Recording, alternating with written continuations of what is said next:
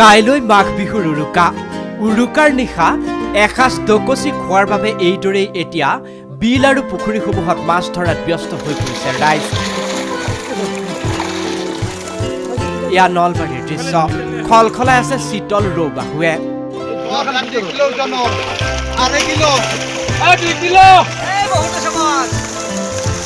নলবাৰীৰ মাকালডবা পথাৰৰ পৰা এইদৰেই উৰুকাৰ বাবে ধৰা হৈছে মাছ। জিলাখনৰ মাকালডবা, চেৰাবাৰী, দেহৰ, কলাকুছি, খাটাৰ কলাকুছি, মহবিয়ানী, গংগাপুৰ, শোলমাৰা, বৰবিলা, বডি, থুকিকাটা আদি ঠাইৰ পৰা কুইণ্টলে কুইণ্টলে মাছ বিক্ৰী হ'ব ৰাজ্যৰ বজাৰত। নিজৰ গাঁঠিৰ ধন ভাঙিয়ে মৎস্য উৎপাদন কৰে এওঁলোকে। এতিয়া এওঁলোকে উৎপাদন কৰা মাছে চাহিদা পূৰাব উৰুকাৰ মাছৰ বজাৰৰ।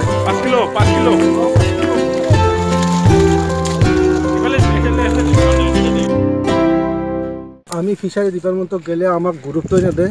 আমি ফিচাৰী ডিপাৰ্টমেণ্টৰ পৰা আমি কিয় নাপাওঁ? আমি আধাৰ নাপাওঁ, আকৌ সাহায্য নাপাওঁ, কিয় নাপাওঁ? আমি চৰকাৰক আমি দাবী কৰিছোঁ, আমি কিয় নেদে আমাক? আমি ফিচাৰী কৰা মানুহগিলা আমি খাব নালাগে নেকি?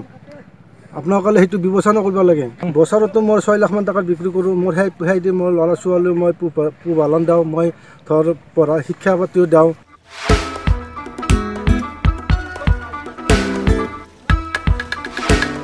ইপিনে কম দামত ৰাজ্যবাসীক থলুৱা মাছৰ সোৱাদ দিবলৈ সাজু হৈছে ফিছ ফেট।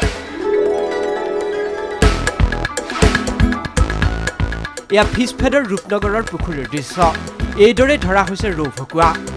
গুৱাহাটীৰ ৰূপনগৰ, উলুবাৰী, মালিগাঁও, জুৰুডকে ধৰি 5টা স্থানত উপলব্ধ হ'ব ফিছ ফেডৰ মাছ। গুৱাহাটীৰ বাবে সাজু কৰা হৈছে 10 কুইণ্টল মাছ। কম দামত থলুৱা মাছৰ সোৱাদ দিবলৈ এওঁলোকে এতিয়া সাজু কৰিছে মোবাইল ভেনো।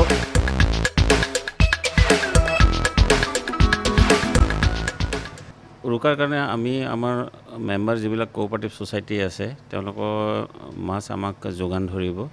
নগাঁৱৰ পৰা যোগান ধৰিব, তাৰ পৰা আহিব আৰু গোটেই গুৱাহাটীত ফিছ ফেডৰ পৰা আমি 5টা জেগাত আমি মাছ বিক্ৰী কৰিম।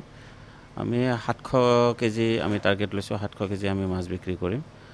আমাৰ যিখিনি চেণ্টাৰ আছে এইটো মালিগাঁৱত পাব, চানমাৰীত পাব, নুনমাটিত পাব, ৱায়াৰলেছত পাব আৰু আমাৰ ৰূপনগৰত পাব। উৰুকাৰ দিনা পুৱা 7 বজাৰ পৰা খোলা হ'ব এই মাছ বিক্ৰী কেন্দ্ৰসমূহ। Bureau' report, UA365।